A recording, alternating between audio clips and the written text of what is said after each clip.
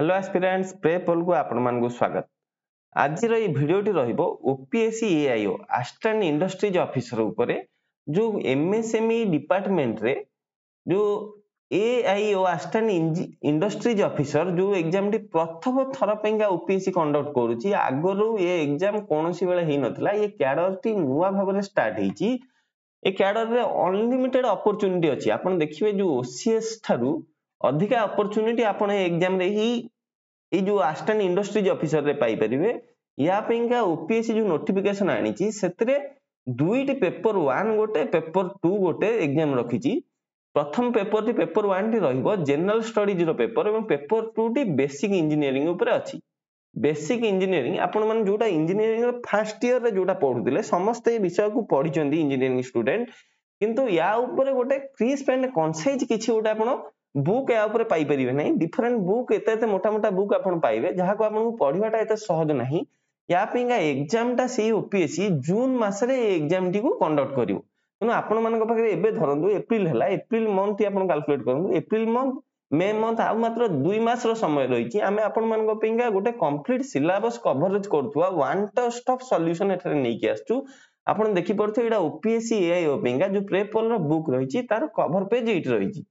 आपण देखि परिबे जे ई बुक माध्यम रे आमे आपण को क्रिस्प और कंसाइज नोट प्रोवाइड करिजु। ई बुक माध्यम रे आपण को इजी मेमोराइजेशन पेंगा आमे डायग्राम मध्ये प्रोवाइड करिजु। प्रैक्टिस एमसीक्यू मध्ये पर टॉपिक रे एवरी टॉपिक रे 25 रु 30 टी प्रैक्टिस क्वेश्चन आपण मानकर जेमिति आपण जो विषयटी को पढिले ताको जेन मेमोराइज करिवे सेति पे आमे प्रोवाइड करिजु।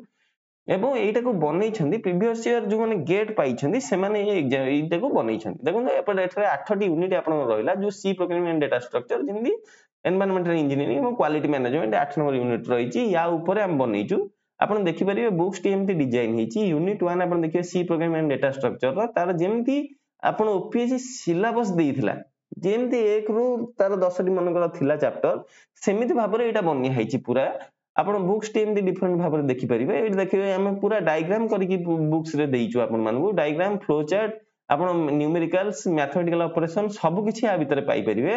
एवं देखंतु एठरे डायग्राम पूरा रहिला सिविल इंजीनियरिंग रो जो बिल्डिंग रो स्ट्रक्चर ऊपर तार डायग्राम रहिला। एनवायरमेंटल इंजीनियरिंग आपण देखुछन्ती एठरे चैप्टर। ए बुक टी आपण जदी परचेज करबा चाहउछन्ती ताले हमरो आप प्रेपोल ऐप दे प्ले स्टोर को जानतु PREPPALL टाइप करंतु आपन को हमर ए जो लोगो एठरे देखिछु एई भलिया गोटे ऐप आपन को प्ले स्टोर रे मिल जिवो। सेठर जाई कि हम ऐप को डाउनलोड करि परिबे जोथरे हम आपन को सॉफ्ट कॉपी @299 रे प्रोवाइड करिवो एवं हार्ड कॉपी आपण जदी चाहिबे ताले हमकु कांटेक्ट करंतु ई दुईटी नंबर रे आइदर व्हाट्सएप करंतु किबा कॉल करंतु। आमे आपन को हार्ड कॉपी प्रोवाइड कर दबु। आपण एथरे कंप्लीट गाइडेंस पाइबे। जदी बुक टी परचेज करबा चाहउछन्ती ताले प्ले स्टोर को जाई ऐप टी को डाउनलोड करंतु। धन्यवाद। जय जगन्नाथ।